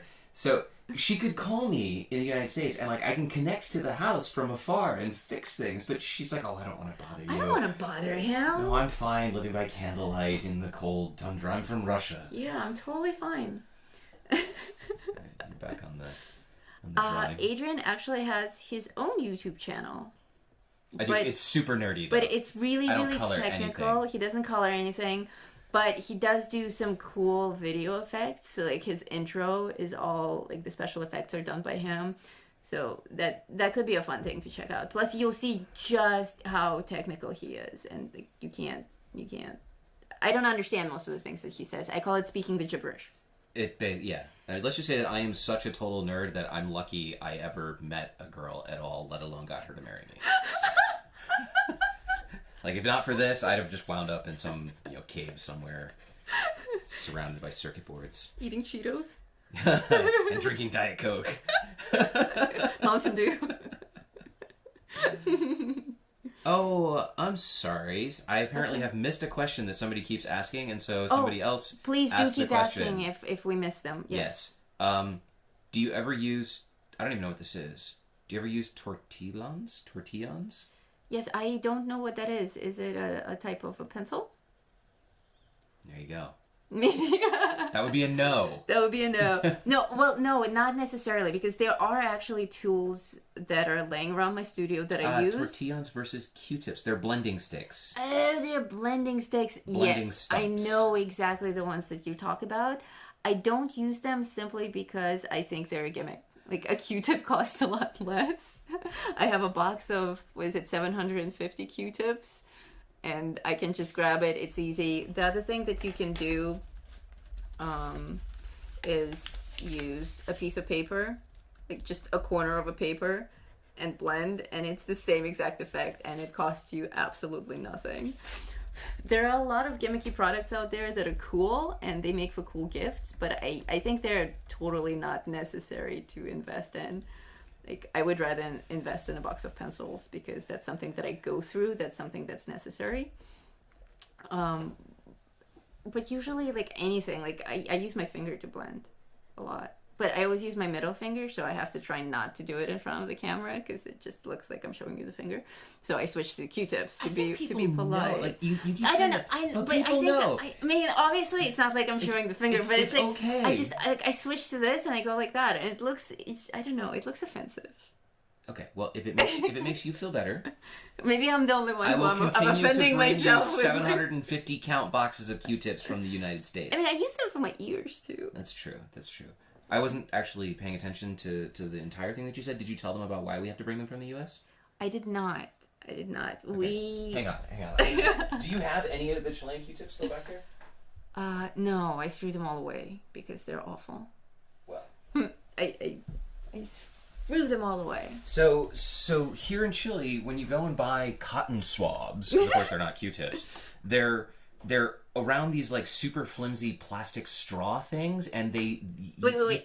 I'm switching to a new pencil called 20% French Gray. It's a very, very pale gray that's a little bit cream in color. Continues the joke. So they're like tiny plastic straws, and as soon as you put any lateral pressure on them, they just bend or break, or they're useless. They're totally useless, and we can't get good solid stick Q-tips, not the wooden ones, but I forget what they're called, like the super tightly wrapped paper ones, your standard traditional Q-tips. We can't get them. So when I go to the US, I literally will come back. I bring the weirdest stuff back in my luggage. I'll come back with Q-tips. 4 750 count boxes of Q-tips and like 6 pencil sets and just all of these things that we can't get here. And also some things that we can't get here and that are difficult to ship here. Like pencils, I can ship pencils here, but there's a risk that they will get so shaken up in transit that actually all of them will be broken inside. So, sometimes you get pencils and you sharpen it, no matter how much you sharpen it, it's all broken up. The lead stick is all broken up on the inside, and then you can't use it at all. So sometimes that happens when they have to travel a long way and they're being handled by the delivery people and they just don't make it. So for safety, I like to have pencils delivered. Although if they're like packed nice, like everything that Lori sent me came here fine because she usually wraps it in like fabrics. Lori's back, by the way. Oh, Lori, hello. But if I just get something straight from Amazon, it may not arrive here safely. But also things take a very long time to get here. Randomly. Yes, shipping out, I've never had problems, but getting stuff in here, sometimes it takes a really long time. And sometimes they make you pay tax for it that's higher than the item actually costs. So that's also kind of, makes you not want to order things. So now I'm going to take a quick technical explanation break. I chose this French Gray pencil and I'm using it to put more definition on the fur.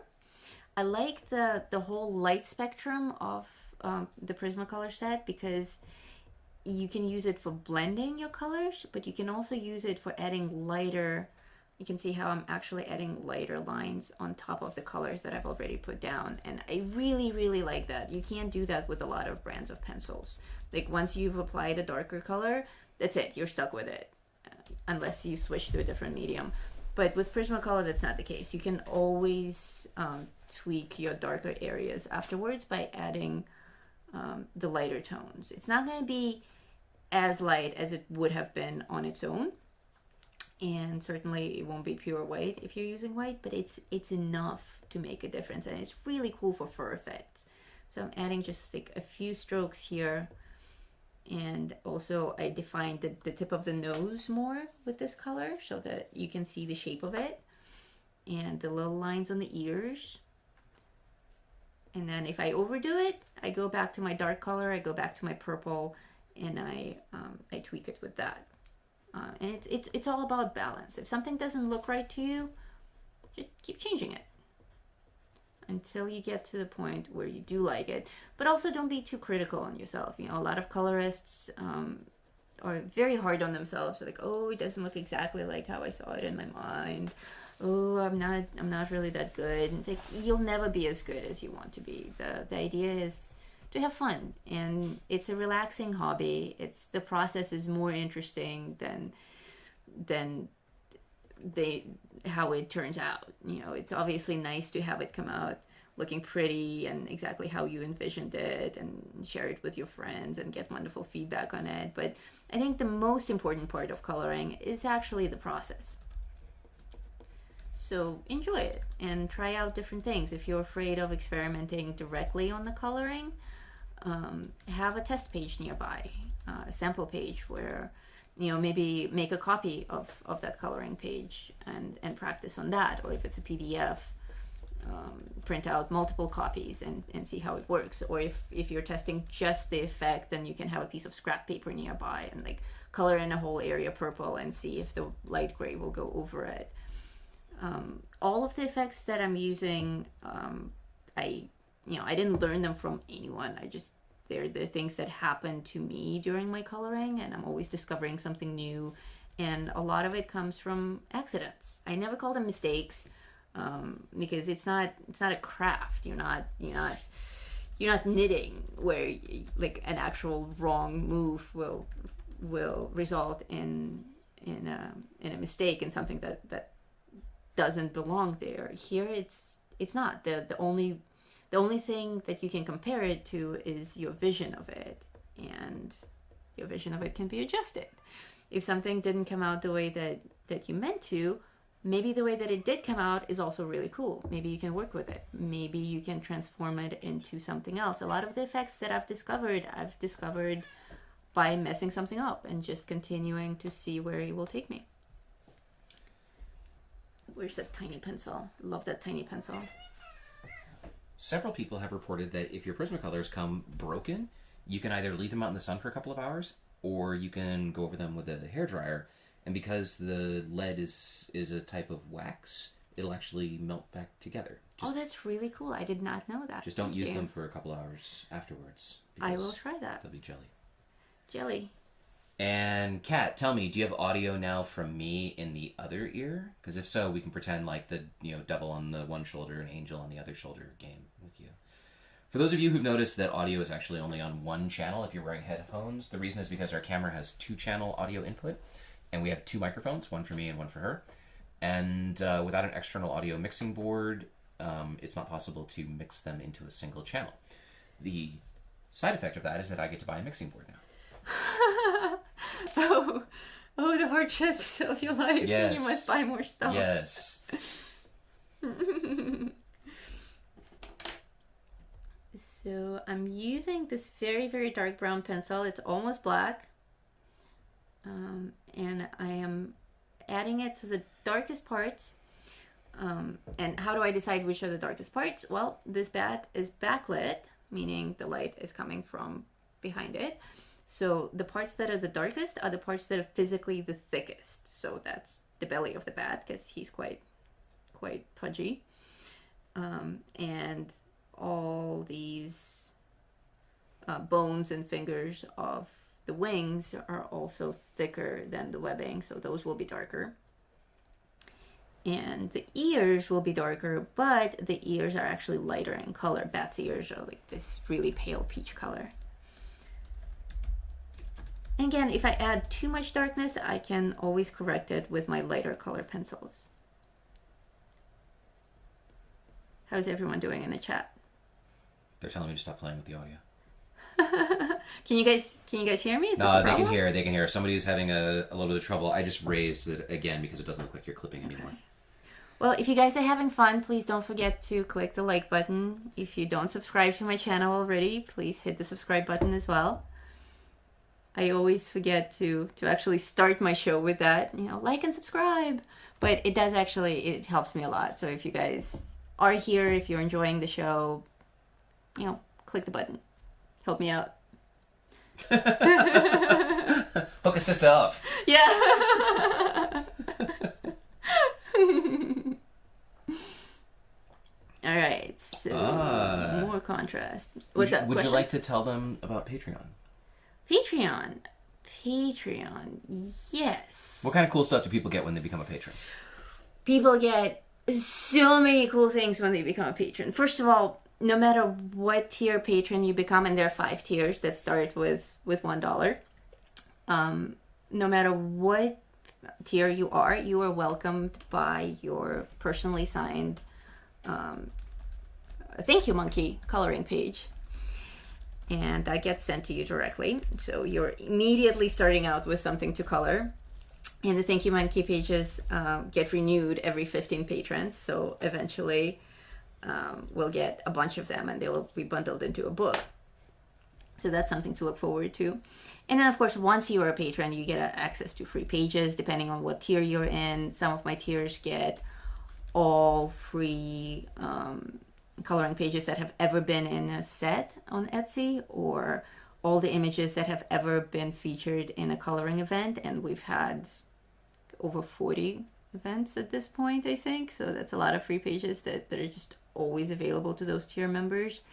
Another tier member is eligible for all free pages from all my books ever published. Just name the page, I'll send it to you. Or name the book and I'll send you the entire PDF for free. Plus, I have pages that I make exclusively for my patrons. This month, we've already had 4 free patron pages because it's Halloween Madness and I want to spoil my patrons. So there's lots of gifts there.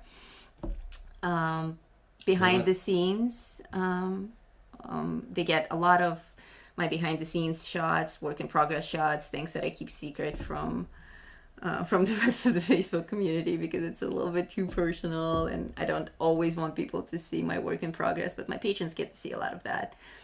And my Feather Wolves tier gets a monthly meetup called the monthly AMA, where they ask me anything personal at all.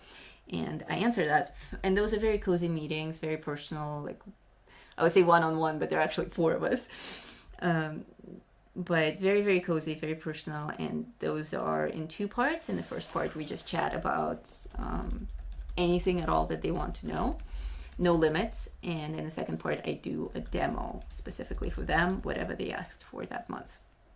And many, many, many other things. If you go to my Patreon account, I put the link in the description of this video. If you follow that link, you can read on every single tier what the benefits are. And of course, you don't have to join forever and ever and ever. I know it can be a little intimidating to, like, the word is to pledge. So pledging yourself forever as a patron can be a scary thing for people. If you want to join for a month and see how it goes, that's perfectly fine. There's no pressure. Sam was just asking how to write comments. Sam is there. Sam's here. Sam, you're there. It's like 2:00 in the morning for you. Thank you. She's been here for a while. Wow. She's asking how to comment on YouTube, and somebody else replied that, so she's on a normal computer. Somebody else was talking about how on mobile you have to like scroll all the way to the bottom. Scroll on mobile is awful. And a lot of people don't know that there are comments below. You have to, if you're on a mobile device, you see the video and underneath you see the description. And then you see other suggested videos that are completely unrelated. They're not even from my channel. They're just whatever is suggested for you personally. And they can be 5 or 15 of those. You have to scroll all the way down past those. It's really counterintuitive. But if you stay patient and keep scrolling, you'll see comments down there and you can add your own. On a computer, it's not like that. I think on a computer, you see the comments right away under the description. And if you're playing it on Apple TV, I don't even know how that works. No, you wouldn't be able to comment on Apple TV. She said she's using a normal computer. And she doesn't see them. Yeah, that's curious. So... Okay, I'm going to add Blue now. One of those blues with a really horrible name. So, Sam, I just went to a page, went to one of my videos, and I'm not signed in. I did it in a private window. I'm in Firefox, but it should be the same in any other browser. And I see my video, and then underneath it I see like a description of the video, and it has my picture next to it. And then under that I see 0 comments, and then there's a thing that says add a public comment. If I click that, it wants me to sign in. And so you may need to sign in and create either a YouTube account or possibly even I think you have to create a YouTube channel to comment, don't you? I'm not sure. Do you guys know? Do you have to be a YouTuber to comment, or do you just need to have? I think you can be signed in without being a YouTuber, right? Well, so there's like a YouTube account and a YouTube channel. Anyway, it has you sign in, and it should walk you through if you need to create anything so that you can write a comment. If you don't see that comment section at all, then I have no idea. I would look at if there's maybe something in your browser that would be blocking it, if you have any type of antivirus or ad blocker type things, but it shouldn't, like, if you could see the YouTube video page, you should be able to see comments as well. All right, I'm gonna add some color to my stained glass window now because that seems like a fun thing to do. And I'm choosing this canary yellow. And again, this is a great example of like using white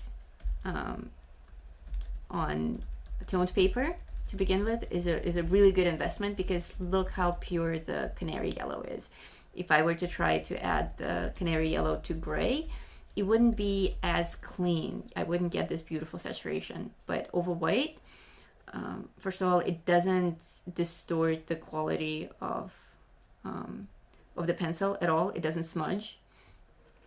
And it allows for this really beautiful saturation. If your paper is already white, you don't need to add the white charcoal, but I still recommend it for various other reasons that we covered earlier. Now everybody's talking about how to comment. Yeah. So it sounds like because I'm getting comments from people on Facebook sending me comments and messages saying, I'm sorry I can't comment on YouTube, but I really love your video. This is what I wanted to ask. But they're sending it to me on Facebook because they are unable to comment on YouTube. So it's a common problem, and I haven't found any reoccurring elements in that problem among people. So notice here that I'm not coloring all the way to the edges. I want to leave that white spill, that fuzzy white outline, to simulate the glow effect on the stained glass window. But I am adding the thickest saturation, the brightest color in the center of the glass. And I'm going to do that for all these elements that are kind of cross-shaped. And how are we doing on time? You got 18-ish minutes, 18 minutes? 18-ish minutes, okay. I mean, so we definitely won't finish this page, but we'll get a lot done for you to get the idea of how I color stained glass and also bats.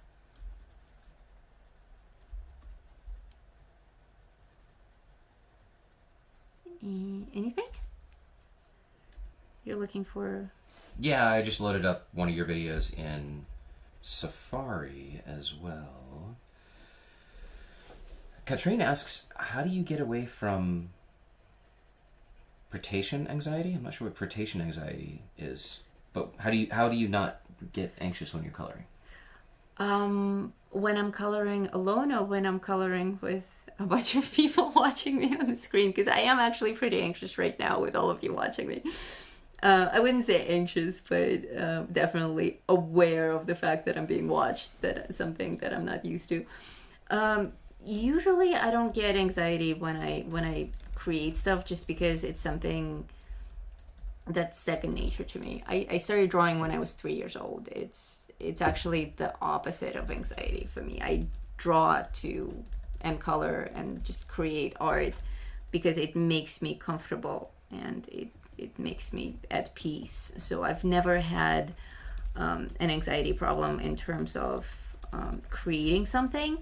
I can see how you would have it if you were fixated on the outcome, though. Like, a lot of people, I find, just from talking with you guys and having met so many other artists in my life and creators of all kinds, I know that a lot of people get very, very fixated on the outcome, and the entire journey of coloring or drawing is just them worrying about how it's going to turn out. And I think that may be the root of all anxiety with creation. And the advice that I would give for that is, the outcome is important, but ultimately it's not, because if you really don't like the way that it came out, you can start all over again. Like, nobody's life depends on this. It's not anything that you need to really obsess over, because it's your personal project, it's your creation, it's whatever you say it is, and it's not going to get any better or any worse from moment to moment. Every new creation is going to get better, but it's going to be as good as it's going to be. So you might as well just enjoy the process, and don't try to, like, don't make it for anyone. Even if you're drawing for an event, it's not to impress anyone, it's not to please anyone, it's to practice and to have fun. So keep that in mind as you're coloring. Like, it's supposed to be a relaxing hobby, and if it really comes out so, like, if you're so unhappy with how it came out, instead of just throwing it away and starting all over again, take a moment and try to analyze it. Like, why did it come out this way? Like, what don't I like about it? Like, be realistic. Like, it's cool to be humble, and we all suffer from this. Like, oh, it could have been better. Oh, maybe it's not as wonderful as somebody else's work. But don't take that too far either. Taking that too far is also not healthy. Like, be honest with yourself. Analyze it. It's like, why don't I like it?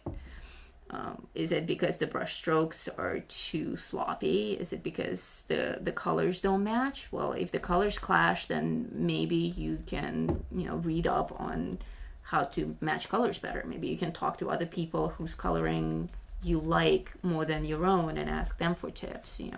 We have YouTube now, search for how to match colors better and try to improve, instead of just getting upset or anxious or angry and saying, I'm not good at this, I'll start all over, or I'll quit altogether. So hopefully that helps. Yes, it does. People have been posting comments about how helpful that is and what excellent advice that is. Oh, wonderful. And thank you very much. I just didn't want to interrupt you. Okay. We have 3 other questions so far. Okay, go. Is white charcoal the same as white pastel chalk? Yes. Yes, it is. It's called white charcoal, but in fact, there is no such thing as white charcoal. It's just the common name for it. Charcoal only comes in black. I actually have an episode on, I think it's called the White Mystery Tool, or the White Pencil Mystery, or something like that. It's one of my first videos, and it's on what exactly is this stuff and where it comes from. And it's not actually charcoal at all. It's compressed chalk. Okay. Next question. Do you ever notice your wrists bothering you? No, but but tech support has a very strange bulge on his wrist all of a sudden, like a bone is popping out of it. No, my wrists don't bother me, and I think mainly because I have been doing this my whole life. Like, literally, I draw at least 2 hours every day, or color at least 2 hours every day, and I've been doing that for 33 years. So my wrists are quite used to it. I also worked as a tattoo artist for 10 years, so that's holding a very heavy machine that's constantly vibrating, and like, your wrist really gets a nice training from it. But I do know that it's a very common problem for people, and there are some cool wrist braces that help with that are not the rigid brace, like, not for sprains and broken wrists, but they're fabric, and they're just a little bit tight on your wrist, and that kind of extra tension really helps out with that. So if you have a problem, that might be something to try out. Also, I talked earlier about the position of drawing. I tend to move my hand and myself around the page, but the other option is to move the page to fit the position that you're more comfortable with. If you're one of those people who likes to rest your wrist on the page, I try not to. I try to elevate it a little bit so that I don't smudge. But if you are in the habit of, I need a paper. Hold on. Somewhere in here is a loose leaf. Please find it. Hold on, I'll show you a trick. We have the side view now. Somewhere here's a loose leaf. What do you mean, like a piece of paper that doesn't belong? Doesn't attach? See, you give me art supplies, and I'm like, what? Oh, it's a loose leaf. What? Okay, I'm switching you back to the other. Okay. I have a loose leaf here. Can I just like shake it?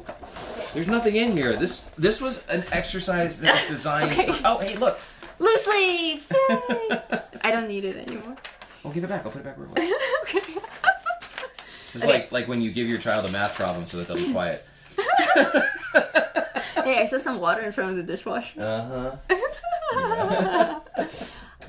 If it's too much strain for you to keep your wrist above the page, and if you don't want to smudge your work, you can put a piece of paper on your page, and now you can move your wrist up and down and actually have your hand resting on the page as you're coloring, and that's a lot easier on the wrist. And then if you're moving to a different place, move your page, but don't drag it because then you'll smudge with the page. Lift it up, move it to a new place, rest your wrist on that, and continue coloring. Okay. Lori saw that you were wearing your tail. Oh, she saw my tail. Yeah. Yes, I have a foxtail. She wears her tail every day. Yes, I always have my tail. It's like part of her. I mean, she only takes it off when she goes to sleep at night. Right. All my dresses, I have attachments for my tail. All my pants do. I always have my tail. A friend of mine, last time I went to New York in 2014, I was couch surfing for a month while doing tattoos. And one of my friends, when I stayed at his house, we were up watching movies, and he had a whole bunch of theater props in his house. This is Evelyn. If you're watching this, hey, Evelyn. And he had a foxtail, and he pinned it on me because I was wearing jeans, and he just like attached it to the back loop of the jeans. And I was like, wow, it's a really cool tail. And he saw it, and he's like, it's totally yours. Like, you are meant to have a tail. And there it stayed. It's been there since 2014. Do you ever use an eraser? Yes and no. I rarely use an eraser. And actually, in my drawing classes and live streams, I will talk a lot about how not to use an eraser and how not to rely on an eraser, because it can be something that actually holds you back. I do have erasers. I have erasers for different kinds of pencils, and I have erasers for charcoals, but I only use them for cleanup. If something gets smudged, and I have like a big ugly smudge here, I'll take an eraser and I'll clean it up. But I don't use it for drawing. I just sketch very lightly, and I keep building up my layers and building up my layers. And with pigment, I alter my coloring on my drawing, but I try not to use an eraser. If I don't have an eraser in my house for a year or two, I won't notice. So we have about 8 minutes left in the stream. So if there is any question that you want Lisa to answer about the drawing, the coloring that you're watching, please get it in there. And also, Lisa, if there's anything more that you want to show them, since we're not going to finish the whole thing. I actually have a question of my own. Oh. What do you guys want me to do with this coloring since it's not finished? Do you want to have Halloween Bats coloring part 2, or do you want me to finish it and make a video about it, or you've seen enough and you don't need to see it completed? What would you like? So post that in the comments, please. Yes, and if there are any questions that we completely missed, which I don't think we did, but if there's anything that we completely missed, we will go over the chat and scan that, and I will answer all your questions in the comments afterwards. Kat wants to know, what about using a gray kneadable rubber eraser for cleaning up line work? And also Lori is asking if you just use an eraser for cleanup. I love those erasers. Those are the only ones that I actually use. They are especially good for charcoal, because the way that they work is that they don't scratch the paper. They like suck in all the pigment into themselves, and then you need them again, and it all goes away. And then they're like little vacuum cleaners for your pages. They're great. I love them. We're getting a lot of part 2, part 2, part 2, part 2. Finish the coloring in another live stream, and part 2, part 2, part 2. Okay, so don't sneakily color it behind their backs. Save it for another live stream. And who asked? Be a Bright Sparkle asked if you enjoyed yourself today. I did. Thank you very much. This is actually quite a lot of fun, and I noticed myself getting more comfortable through the show, and it's nice having the questions read to me. That was very helpful, because it's almost like you guys are in here talking to me while I'm coloring. So yeah, it was a lot of fun. Let's see. It was fun for me too. Actually, I enjoy talking with all of you in the chat. I'm sorry I have to be logged in as Lisa, but I'm actually monitoring the stream to make sure that it's up and running. So maybe next time I'll log in as me, but whatever. I can also just talk like this. I don't sound like that. Okay, he has this voice for me. Like whenever he talks about what his wife said, I catch him doing this like on the phone with his coworkers or whatever. And he's like, and then Lisa walked in and she said, like I don't sound like a mouse. All right, come on. Like all guys know when you're voicing the part of a woman, all you have to do is just raise your voice. She's like, I don't sound like Minnie Mouse. Oh wait, I'm sorry. She says, Okay, I now don't sound like Minnie Mouse. Now I sound like a construction worker. We've been listening to a lot. Evelyn says this is the best live stream ever. Oh, thank you. Thank you so much. Thank you guys. It means a lot to me that you all showed up and talked to us. We try really hard to produce content of high quality, not just because it gives me an opportunity to use lots of technology, but because it makes your experience better.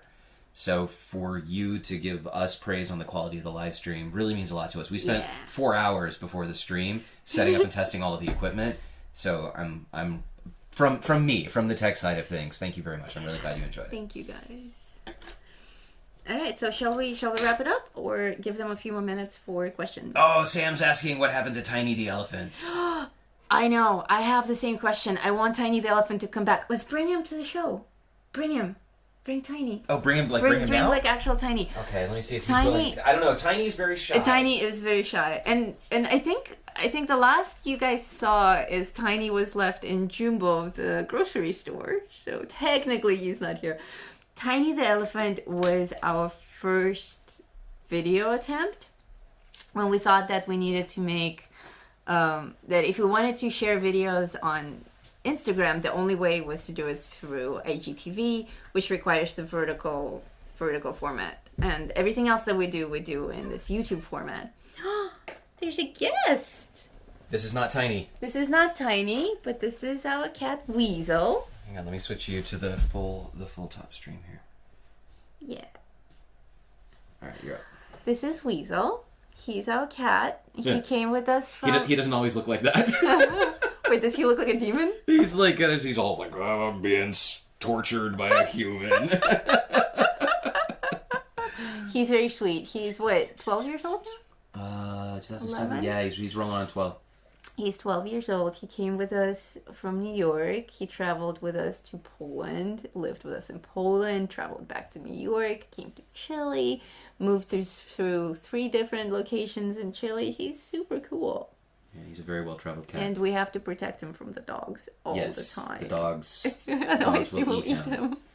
So we have this whole ritual of shift change. When the dogs come in the house, he gets locked up, and he doesn't understand. He wants to go outside and run around, but our dogs are hunters. All right, Tiny the elephant. Here he comes, and then I'll share with you whoever doesn't know who Tiny is. I'll share the videos. There he is. He needs his music though. Here we can set Tiny down here. Yeah, we can set him switch here. back to. He can. Hello, I'm back. Tiny the elephant. So yeah, Tiny the elephant was one of our first attempts at making movies when we were just learning with our first camera equipment and learning how to edit and learning how to tell short stories. So he was a good practice run. But I think his story might be finished because there isn't that much that we can do with a tiny ceramic elephant. Well, honestly, so what happened was we live in a rural area, so the first Tiny adventure happened about a kilometer from the house in this river area and the story was, this girl had a little elephant that was her friend and she lost it and she was really sad, and then this boy found the elephant and the elephant whispered where he wanted to go. It was heartbreaking. And so the boy ran off. And then the third story was the boy went into town, and at this grocery store in town, they have a big elephant. The store's called Jumbo. And so we delivered Tiny to Jumbo the elephant. But then we didn't really know where to go with the story and after then we also haven't left the house for 3 weeks after that. And here's the thing. The grocery store where we took Tiny the elephant is 45 minutes away from our house. We literally live in the middle of the country. So in order for us to continue that story, it's an instant commitment of 2 hours of driving plus filming time in town, and we leave the house about once every 3 weeks. Yeah, so we thought maybe he would hitchhike back and we could find like a different car that he could drive in. And I'm like, but that requires that we leave the house and like communicate with other human beings, and it just never happened. So we're exploring the videos that we shoot against a green screen and we sub in our own backgrounds after that, digitally. And we're exploring shooting more stuff out on the property. And if we go that route, we will try, no promises, but we will try to get Tiny into there. Maybe he can do like cameos, or he can just be like lurking in the background like a creepy ninja or something like that. He looks very creepy. Hey, you put him in a little black outfit and swinging from the trees or something Like the little like that. ninja outfit. Yeah.